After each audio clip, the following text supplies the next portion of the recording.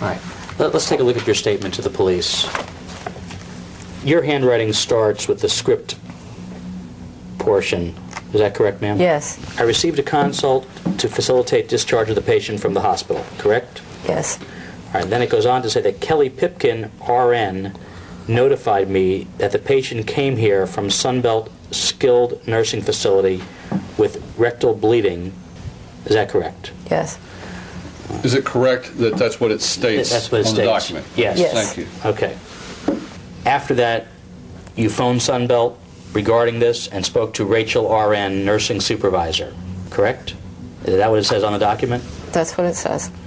The next thing it says on the document is Rachel confirmed the above and added that the patient's son displayed inappropriate behavior when visiting his mother at Sunbelt, including kissing his mother on the lips in a way, quote, you don't kiss your mother, close quote, lying fully on top of his mother, kissing her on the lips with his mouth open, and disimpacting her, parentheses, inserting a finger into the rectum and digitally breaking up and removing stool, close parentheses.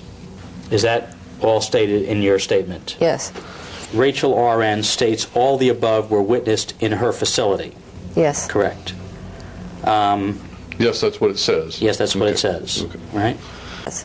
Rachel indicated she had trespassed the son based on the above from Sunbelt and had reported the above to 1-800-96-ABUSE-DONNA. Correct? Yes, that says that. That's what it says there. Did you take that to mean that the reason she had trespassed Mr. DiStefano was because of those inappropriate acts that Mr. DiStefano allegedly committed upon his mother? My impression was that she trespassed him for all of the above.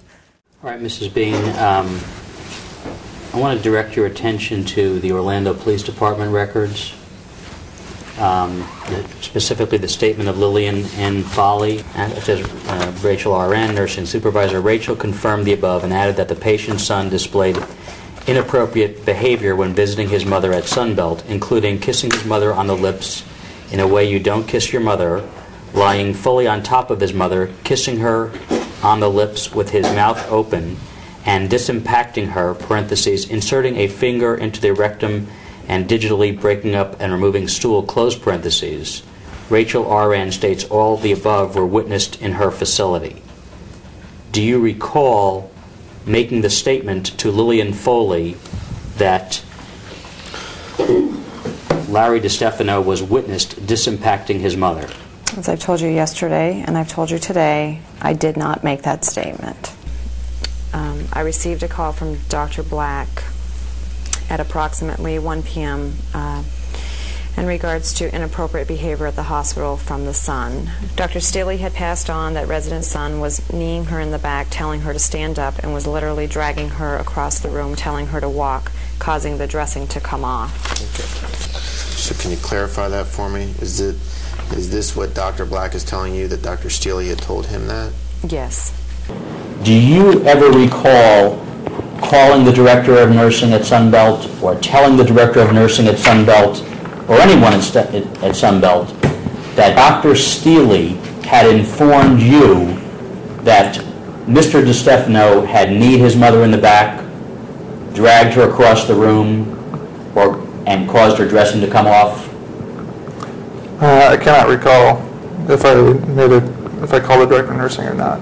Okay. I have no memory of that. Okay. All right, so that's something that you don't have any memory of that happening?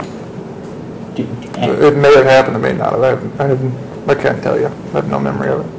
And do you have a recollection of Dr. Steele telling you that during that admission, during the September 15th to the 19th admission? No, I don't.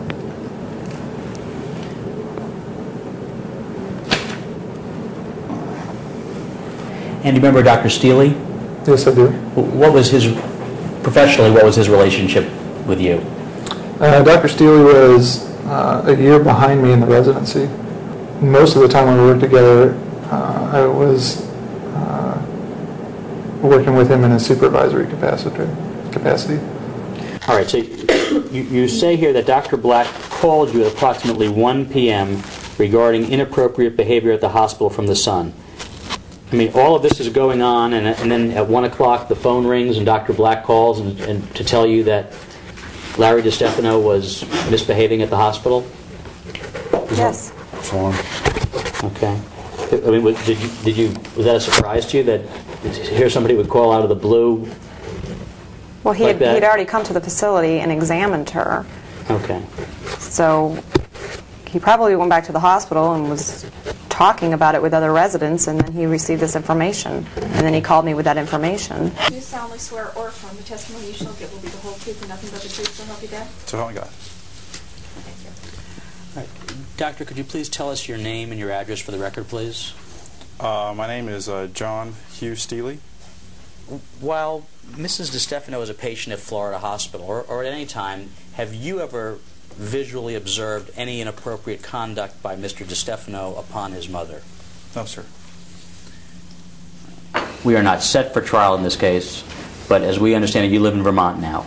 That's correct. Do you have any plans to move back to Florida? Absolutely not. Okay. That you've made a final decision, you're not coming back to Florida to live? No, I'm not. Okay. Do you plan to live in Vermont for the indefinite future? Yes, I do. If you were asked to come back and testify at trial in this case, would you come back to testify at trial? I made an agreement with the judge that if I came here to do this deposition, that it could be videotaped and I wouldn't have to come back. That's why I'm here. Okay, so you will not come back for trial? I have no intentions of coming back. Okay. And as a matter of fact, you did not want to even come down here for this deposition? That's correct. All right. Now, prior to this deposition, your deposition was set on 3 occasions. One time it was canceled.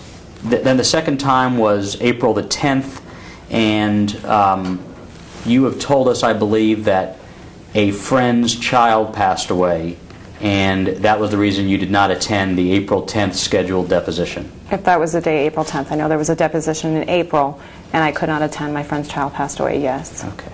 Did the child pass away that day? No, the child passed away on a Sunday. The funeral was actually that evening, but I had food to cook and things to do and to be there to support my friend.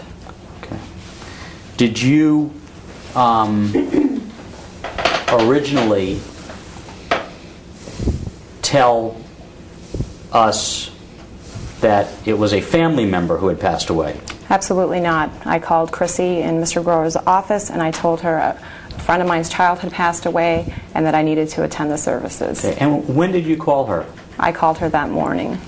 You didn't call her at all until we all had to basically hunt you down and find where you were, and then finally you told us that you weren't coming to the deposition because of this incident. Well, I don't know what you were all doing on your end, but I don't recall being hunted down. We had to try to find you and make phone calls, and you didn't give anybody any advance warning that you weren't coming for this deposition, correct? I don't think people plan deaths, and the funeral service happened to be that day. And like I said, I don't know what you all were doing. I thought on the your funeral end. service was the night before. The funeral service was that evening, the same day of the deposition. Let me move to strike this whole line of questions being totally irrelevant. I think it's completely relevant. You're so far outside the bounds of decency at this point. I move to strike every question and every answer with regard to that. I'm outside the bounds of decency? Yes, sir. All right. Well, we want to play that way? I have a list of the ways you've been outside the bounds of decency. All right? Get on with your question. This is a witness who has avoided testifying from day one. She told you what happened yesterday. She's told you what happened today. Now, the third time that you were set for deposition, you didn't tell your lawyer you were going to Vermont. You just didn't show up for the deposition, correct? Correct. Why? I moved back to Vermont, and like I said yesterday, I hoped you all would go away. All right. You have tried to avoid testifying in this case from day one, Ms. Bean, haven't you? No, I haven't tried to avoid it. I've tried to avoid Larry because I feel unsafe, I feel intimidated, and I feel threatened.